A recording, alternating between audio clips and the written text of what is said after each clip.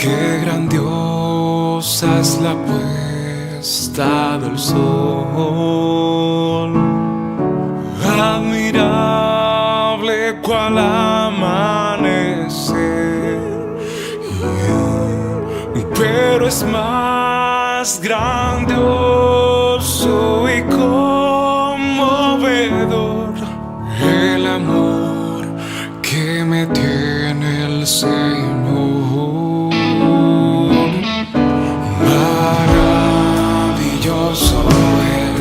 Maravilloso es cuando pienso que Dios me ama a mí.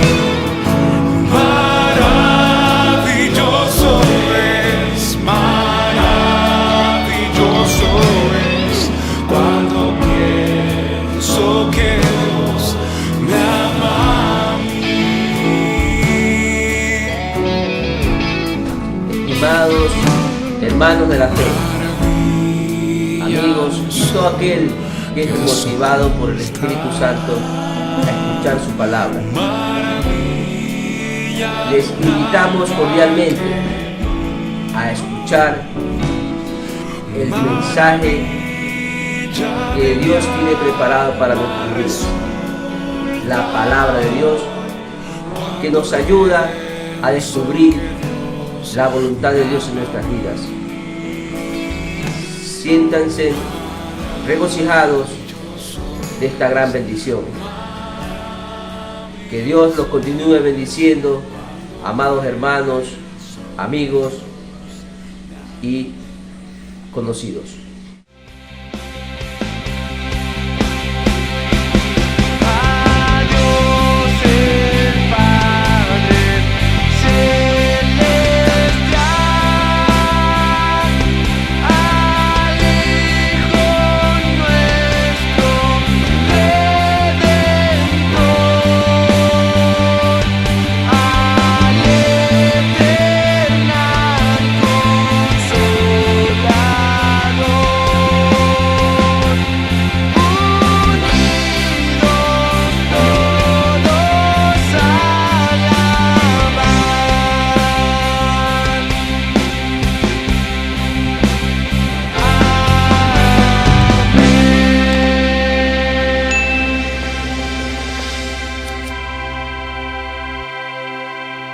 Una pregunta recurrente que nos realizamos todas las personas cuando hay una enfermedad terminal diagnosticada hacia un ser querido o hacia nosotros, cuando llega el desempleo, cuando llegan las deudas. Yo creo en Dios. No entiendo por qué Dios me tiene en este problema, en esta tormenta. Es algo normal y constante en la vida de las personas este tipo de preguntas. Estamos dolidos, estamos afligidos, estamos en un callejón sin salida. No sabemos qué hacer, no tenemos a quién recurrir y muchas veces pensamos que Dios nos ha abandonado. El día de hoy vamos a estudiar a la luz de la palabra de Dios el tema saliendo de la tormenta, entendiendo las tormentas de la vida y sus resultados, el porqué de la tormenta y qué hacer en la tormenta. En primer lugar vamos a ver qué le sucede a una persona no creyente cuando tiene problemas tan grandes que se lo podría considerar una tormenta. Y los invito a leer sus Biblias en Proverbios capítulo 1, versículos 27 y 30. Proverbios capítulo 1, versículos 27 y 30. Cuando viniere como una destrucción lo que teméis, y vuestra calamidad llegare como un torbellino, cuando sobre vosotros viniere tribulación y angustia, entonces me llamarán y no responderé. Me buscarán de mañana y no me hallarán, por cuanto aborrecieron la sabiduría y no escogieron el temor de Jehová, ni quisieron mi consejo, y menospreciaron toda reprensión mía. La palabra de Dios nos dice que la calamidad y la destrucción va a llegar conforme al temor de las personas. Usted le teme a la enfermedad, eso le va a llegar. Usted le teme al desempleo, eso le va a llegar. Usted le teme a tal o cual situación, eso le va a llegar. Cuando usted aborrece los caminos de Dios, y debemos entender algo, la sabiduría viene solo de Dios, y debemos saber diferenciar entre instrucción y sabiduría. Una persona puede tener muchos títulos académicos, es una persona que tiene mucha instrucción. Una persona sabia es una persona que sabe cómo responder ante los problemas de la vida. Usted puede ver a un magistrado con muchos títulos yéndose de golpes en la esquina por una infracción menor, o puede ver una persona sin instrucción pero actuando sabiamente ante cada situación. Cuando usted desprecia la sabiduría de Dios y no busca obedecer a Dios ni el consejo de Dios, va a recibir todo lo que teme. Todo lo que teme va a acontecer contra usted. Y eso lo hemos vivido aquí en nuestra ciudad. Cuando empezó la pandemia, nuestras autoridades nos llamaban a oración, a pedir a Dios porque termine la pandemia. Terminó la pandemia y se olvidaron de Dios. Y ahora estamos en problemas mayores porque el porcentaje de mortalidad diaria es mayor que cuando estábamos en la pandemia. El porcentaje de mortalidad diaria es mucho mayor. Las personas no quieren saber de Dios. Y todo lo que se teme, todo lo que teme el incrédulo, estamos recalcando, el incrédulo, el no creyente, eso le va a acontecer. Pero ¿qué sucede cuando el creyente, el que trabaja para Dios, el que ama al prójimo, el que ayuda al necesitado, pasa por una tormenta grave, difícil, aparentemente sin salida? Y Dios da la respuesta por medio del profeta Isaías. Isaías capítulo 25, versículos del 3 al 4. Isaías capítulo 25, versículos del 3 al 4. Por esto te dará gloria el pueblo fuerte, te temerá la ciudad de gentes robustas, porque fuiste fortaleza al pobre, fortaleza al menesteroso en su aflicción, refugio contra el turbión, sombra contra el calor, porque el ímpetu de los violentos es como turbión contra el muro. Amado hermano, la palabra de Dios no nos dice, usted no va a tener problemas, no va a tener tormentas, no va a tener enfermedad, tristeza, dolor, pero sí te dice que Dios va a ser nuestra fortaleza en medio de los problemas. El Señor va a estar a tu lado, no vas a estar solo. Y recalca, fortaleza al menesteroso en su aflicción, a la persona que no tiene para servirse los alimentos, que no tiene para comprar su medicina, que no tiene ropa para cubrir su cuerpo. El Señor va a estar a su lado. Es refugio contra el turbión. El Señor va a ser tu refugio cuando todo se venga contra ti. Porque tú has escogido al Señor como Dios. Y el Señor no te olvida, el Señor te tiene en la palma de su mano. Permítame realizarle una pregunta. ¿Usted trabaja para Dios? ¿Limpia, barre, trapea en la casa del Señor? ¿Usted es fiel con sus diezmos y ofrendas? ¿Usted colabora con las personas que no tienen que comer? Estése tranquilo, que en medio de la tormenta el Señor está a su lado. Él lo tiene abrazado y no le va a pasar el temor, porque, mi amado hermano, el Señor es fiel. El hombre se ha tenido por mentiroso, mas Dios nunca miente.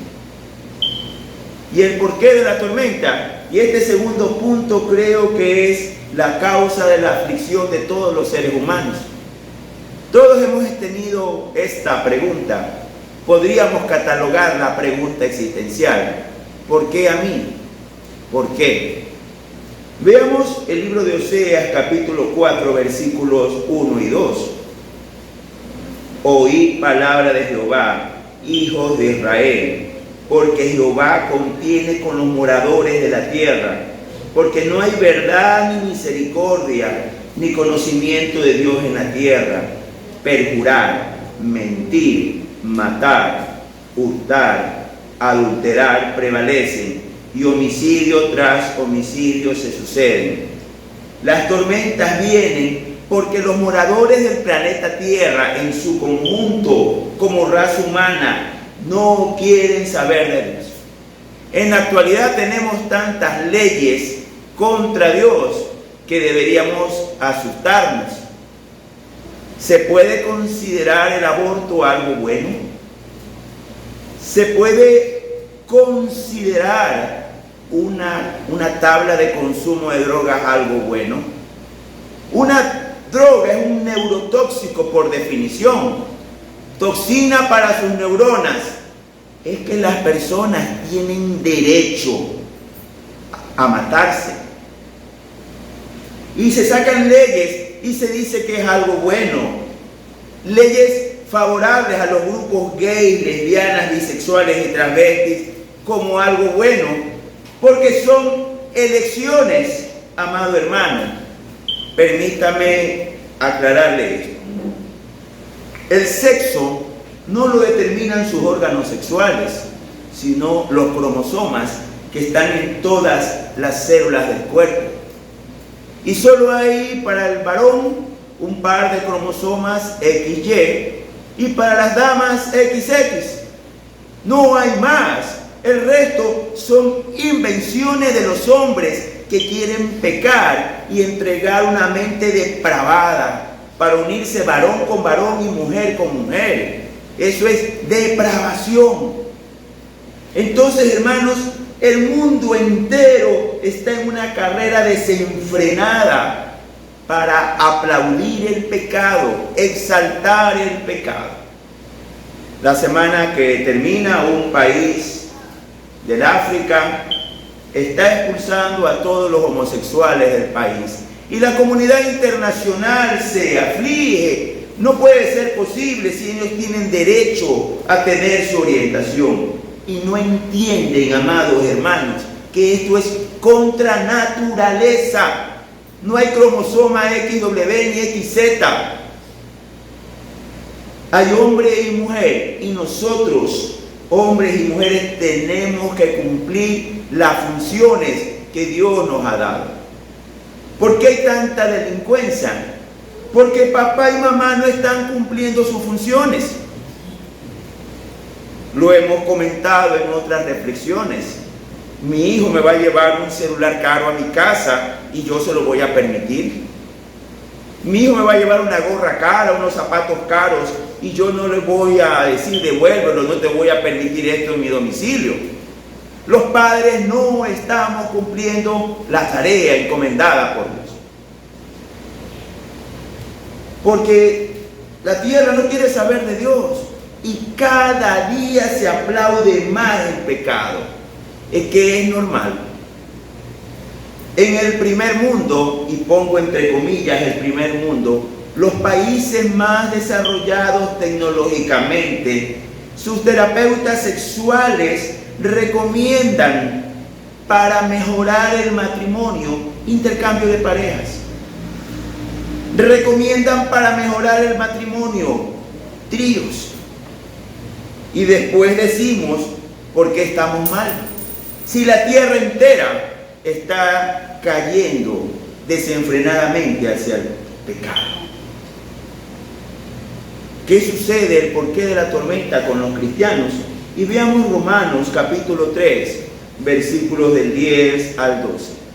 Romanos capítulo 3, versículos del 10 al 12. Como está escrito, no hay justo ni aun uno, no hay quien entienda, no hay quien busque a Dios. Todos se desviaron, a una se hicieron inútiles, no hay quien haga lo bueno, no hay ni siquiera uno. El apóstol Pablo, estando en la ciudad de Éfeso, escribe a los cristianos que están en la ciudad de Roma, y es un escrito hacia cristianos, no hacia no creyentes. Y dice, no hay justo ni aun uno, y esto nos debe llamar la atención. ¿Por qué? Las iglesias cristianas del siglo XXI están muy preocupadas en los números de personas que se congregan y mucho más en la cantidad de dólares que ingresa cada semana. Y debemos hacernos algunas preguntas. ¿Se da víveres a los necesitados? ¿Se le da medicina a los hermanos de la congregación que no tienen cómo cubrirlos? ¿Dónde está nuestra identidad cristiana? Según la Organización de las Naciones Unidas, somos más de 2.200 millones de cristianos. Si todos los que nos decimos cristianos compartiéramos los víveres con los necesitados, habría menos desigualdad en el mundo. Congregaciones que se desesperan por el mobiliario, que se desesperan por autos de lujo, por aviones, por yates, para movilidad de sus siervos, y no se recoge víveres para el que no tiene. La iglesia primitiva nombra a hombres llenos del Espíritu Santo para la repartición diaria hacia los pobres. Ahora entendemos por qué Pablo dice, no hay justo ni aun uno. Estamos preocupados por muchas cosas y nos hemos olvidado de la esencia del cristianismo. En muchas iglesias no te dejan entrar porque no estás vestido de una manera adecuada. Pregunto yo, ignorante yo, ¿cuál es la ropa adecuada para un no creyente? Para una persona que quiere arrepentirse, que ha estado sumido en el alcohol, en la droga, en la prostitución, en el adulterio, y siente en su corazón reconciliarse con Dios. ¿Hay una ropa apropiada para él? Amado hermano, cuando nosotros exigimos determinado tipo de ropa para las personas que nos visitan, estamos siendo un club social, no estamos siendo la iglesia del Señor. Si mañana un vecino, amigo, pariente suyo siente en su corazón reconciliarse con Dios, como esté vestido, tráigalo. Cristo está con los brazos abiertos, esperándolo. No le cerremos los brazos nosotros los creyentes. Estaríamos pecando más que el pecador que está afuera. Entonces, dice la palabra de Dios, no hay quien entienda, no hay quien busque a Dios. Y definitivamente nosotros debemos desviarnos hacia el bien, hacia hacer lo bueno, hacia agradar a Dios, buscando las personas que están en el pecado, siendo justos, demostrando a Jesús con una conducta diferente. Veamos el libro de Romanos, capítulo 1, versículo 28. Y como ellos no aprobaron tener en cuenta a Dios, Dios los entregó a una mente reprobada para hacer cosas que no convienen. Muchas personas, creyentes o no creyentes, no toman en cuenta a Dios. Confiados en su religión, confiados en sus actos, no consultan a Dios antes de hacer las cosas. Estoy en un problema gravísimo, me tocó un pésimo esposo, me golpea, es borracho, es infiel. Esto es una maldición, dicen muchas chicas. ¿Le pidieron la aprobación a Dios antes de casarse? ¿O se dejaron llevar por el gusto de sus ojos? Me va mal en este negocio, perdí miles de dólares. ¿Le pidió aprobación a Dios? Muchas de las tormentas es porque actuamos sin pedir a Dios dirección, sin pedir a Dios guía. Cuando es la voluntad de Dios, Dios te puede hacer prosperar aún en el desierto. Todos hemos tenido testimonios de hermanos que aparentemente hicieron lo incorrecto por obedecer a Dios y les fue muy bien. Y recordemos, lo invito a recordar dos ejemplos que nos da la Biblia. Abraham y su sobrino Lot.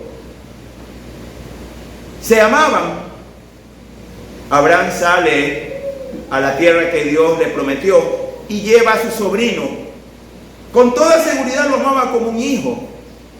Lo había criado, su hermano había muerto. ¿Y qué le dice Abraham a su sobrino? Escoge tú la tierra, yo me voy al otro lado.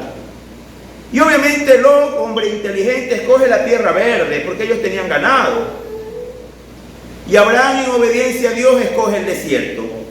¿Quién prosperó? Abraham. La palabra de Dios nos recuerda que era riquísimo porque obedeció a Dios, porque Dios no se deja dominar por las circunstancias. Él está sobre las circunstancias. Y vamos a ver un segundo ejemplo. El hombre más sabio del mundo, el rey Salomón, tomó la decisión más inteligente que podía tomar.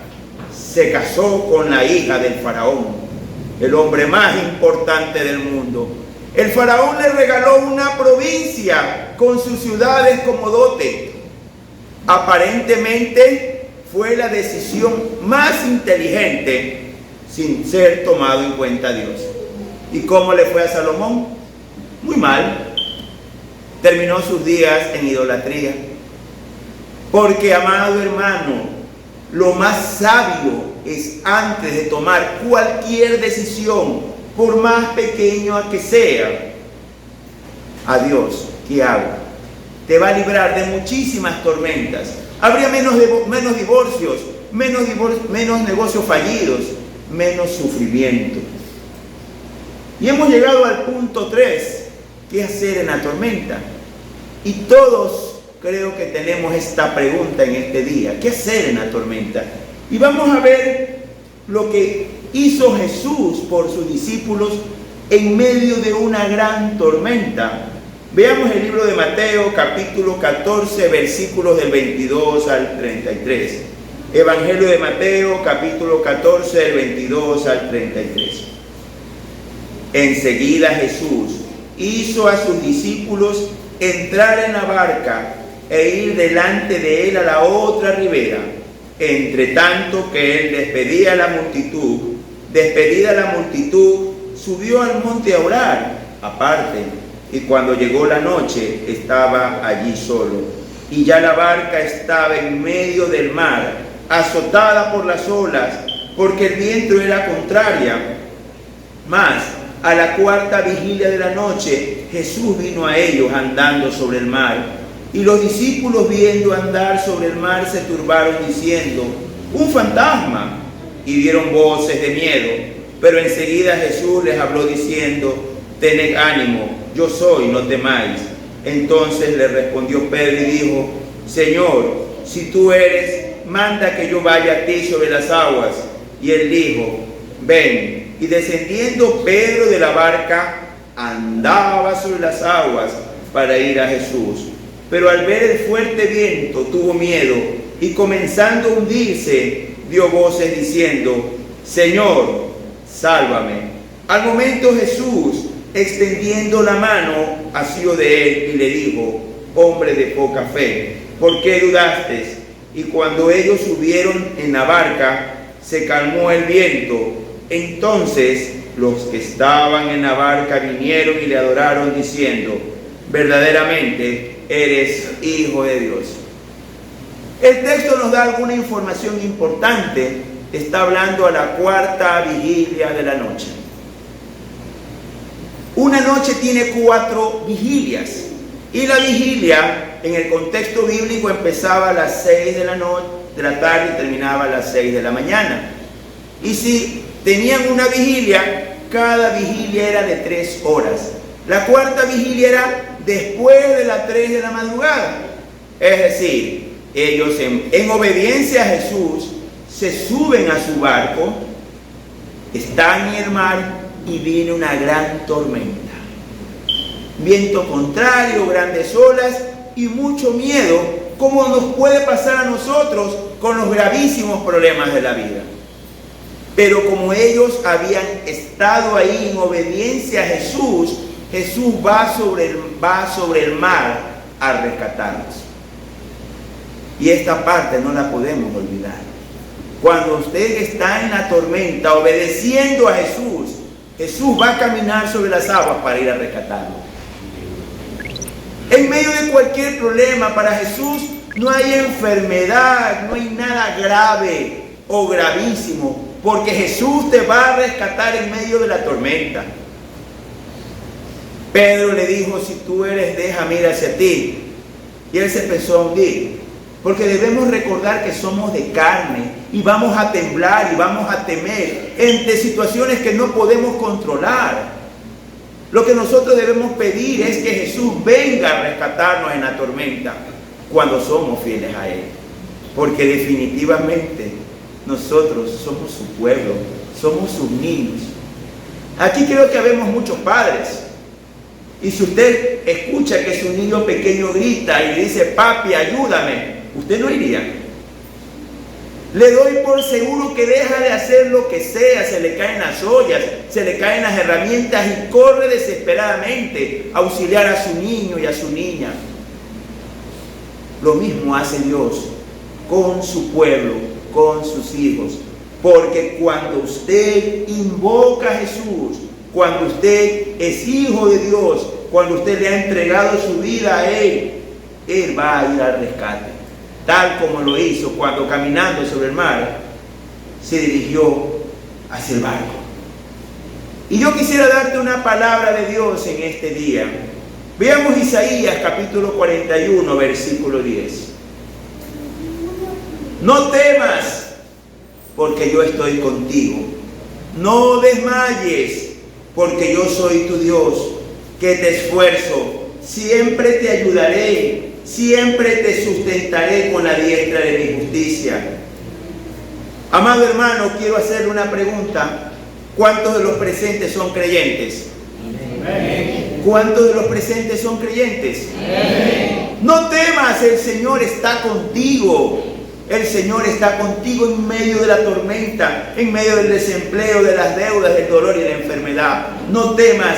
Él siempre te da fuerza, siempre te ayuda, porque si estás aquí sentado es porque el Señor te ha traído y te ha dado la fuerza para seguir en sus caminos. Veamos Isaías 43 del 1 al 3. Ahora, así dice Jehová, creador tuyo, oh Jacob, y formador tuyo, oh Israel, no temas, porque yo te redimí, te puse nombre, mío eres tú. Cuando pases por las aguas, yo estaré contigo, y si por los ríos no te anegarán. Cuando pases por el fuego, no te quemarás, ni la llama arderá en ti. Dios es nuestro creador, sí, Él nos hizo, pero también, mi querido hermano, Él nos redimió. Él con su sangre pagó por nuestras almas. Somos propiedad de Dios, y en medio de cada situación que estemos pasando, el Señor está con nosotros. Él no nos deja solos. El día de hoy tenemos muchos hermanos en la congregación con enfermedades, otros con desempleo, otros aparentemente sin tener una luz de esperanza en medio del problema.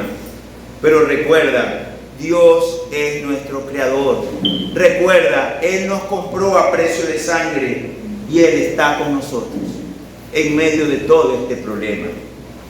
Él tiene controlado todo y sabe el tiempo de la prueba.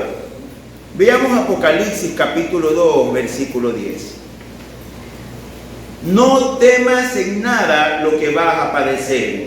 He aquí el diablo echará a algunos de vosotros en la cárcel para que seáis probados, y tendréis tribulación por 10 días.